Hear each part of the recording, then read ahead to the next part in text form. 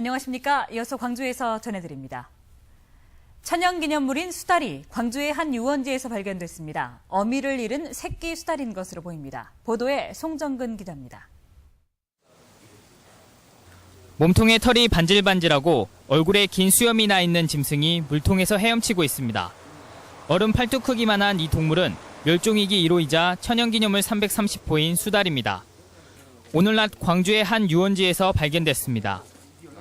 주변에서 낚시를 하던 낚시꾼들이 이 나무 아래에서 수달을 발견하고 119 구조대에 신고한 겁니다.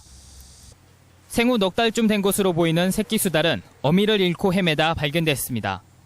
비가 많이 왔을 때 떠내려 왔는데 이제 얘가 새끼니까 지금 어미를 그때 잃어버리지 않았나 그런 식으로 추정을 하고 있습니다. 그때부터 이제 계속 탈수 증상도 있고 하니까. 광주에서는 지난 2010년 광주 도심을 관통하는 광주천에서 수달이 발견돼 큰 화제를 모았습니다. 이후 환경단체 조사에서도 광주천 160개 지점에서 수달 배설물이 발견되기도 했습니다. 야행성인데다 천연기념물인 수달이 도심에서 자주 보이는 것을 두고 환경이 더 깨끗해진 결과라고 주장하는 사람들과 생태계가 더 오염돼서 나타나는 현상이라는 환경단체의 주장이 엇갈리고 있습니다. 아무래도 수달은 1급지에서 서생하는 아이기 때문에 환경광물이 굉장히 깨끗해졌다는 것을 방증한다는 이야기겠죠.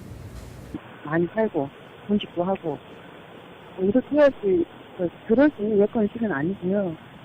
수달이 한두 마리인데 이렇게 좀 발견되고 머무르고 잠시 머무르고 그런 상황일 수 있는 건데. 먹이를 먹고 기운을 차린 새끼 수달은 발견된 지 4시간 만에 최초 발견된 곳에 다시 되돌려 보내졌습니다. MBC 뉴스 송정근입니다. 여름철 불청기는 조금 낮게 나타났습니다. 또 중학생은 80% 이상이 스마트폰을 갖고 있어 보유율이 가장 높았고 초등학생의 경우도 보유율이 광주는 44.1%, 전남은 45.8%로 절반에 근접했습니다. 무안공항이 국제공항의 면모를 갖춰가고 있습니다. 기대 이상으로 활성화하는 모습을 보이면서 그 비결에 정부와 다른 공항들이 관심을 끌고 있습니다. 문현철 기자가 취재했습니다. 무안국제공항에 처음으로 바퀴를 내린 필리핀 항공 소속 여객기 에어버스 320기종의 전기선은 120명의 한국 관광객을 태우고 필리핀 마닐라로 출발했습니다. 2007년 개항한 무안국제공항, 2008년 중국 전기항로가 세워진 지 5년 만에 동남아 전기항로가 뚫렸습니다. 네, 과거에는 인천으로 갔을 때 시간적인 경제적인 굉장히 부담이 갔는데 광주에서 30분 만에 무안까지 오니까 너무 좋고. 휴가철을 맞아 마카오와 베트남 국적의 전세기도 오고 가는 등 이달 현재 21개 노선에서 52편의 국제선이 운항하고 있습니다. 6월까지 무안공항 이용객은 6만 4천여 명. 연말까지 마의 10만 명 선 돌파는 물론 역대 최대 기록 달성도 무난할 것으로 예상됩니다. 국내 공항 중 인천과 제주 등 4곳을 뺀 11곳이 모두 적자 상태인데 유례없는 무안공항의 선전에 정부와 관련 기업도 촉각을 곤두세우고 있습니다. 국토교통부 항공정책과장과 지방공항협의회 항공업계가 오는 30일 무안공항을 방문해 그간의 활성화 방안 등을 확인할 예정입니다. 국토교통부 관계자가 현장을 방문하여 출입국 관리사무소 설치 등 애로사항을 수렴하여 무안국제공항 활성화 방안을 마련할 계획으로 추진 중에 있습니다. 현재 베트남 하노이 노선 취항을 협의 중인 전라남도는 광주 전 남북은 물론 충남까지의 잠재적 이용 수요를 내세워 공격적인 마케팅을 이어갈 예정입니다. MBC 뉴스 문현. 광주 안도 고속도로 건설 사업이 조기에 반드시 착공되어야 한다고 생각합니다. 예비 타당성 검토에서 가장 우선되는 것은 경제성이지만 정책적 분석 항목이 다양해서 결국 정치적 영향력이 사업 추진의 성패를 좌우합니다. 앞으로를 위해서도 미래를 위해서도 이 부분에 대해서 반드시 어떤 입법 조치, 보완 조치가 뒤따라야 된다고 봅니다. 예비 타당성 조사가 지역 현안 사업에 발목을 잡지 않도록 하기 위해서는 지역 정치권의 분발이 필요한 상황입니다. MBC 뉴스 신광하입니다. 박근혜 정부의 복지 공약을 이행하기 위해 자치단체들이 13조 원이 넘는 지방비를 부담해야 할 형편입니다. 국회 예산정책처는 정부가 발표한 공약 가계부에 따르면 앞으로 5년간 영유아 무상보육 등 주요 복지 사업에 지방비 13조 7천억 원이 추가로 소요될 것이라고 밝혔습니다.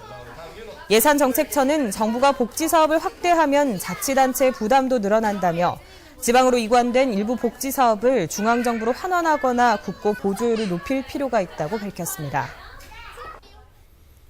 광주의 높은 수출 증가세가 올해도 이어지고 있습니다.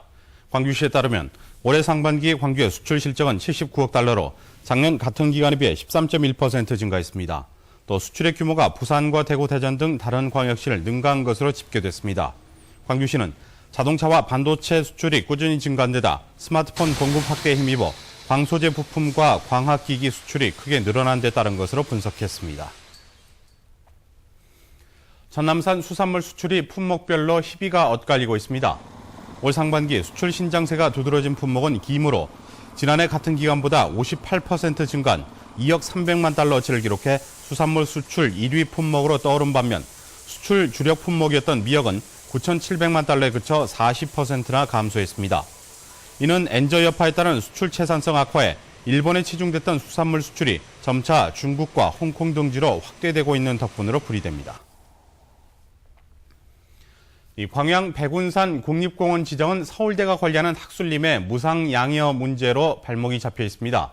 하지만 주무부처인 환경부의 소극적인 태도와 서울대 학술림 사유화 의도가 한 몫을 더하고 있습니다. 전승우 기자입니다.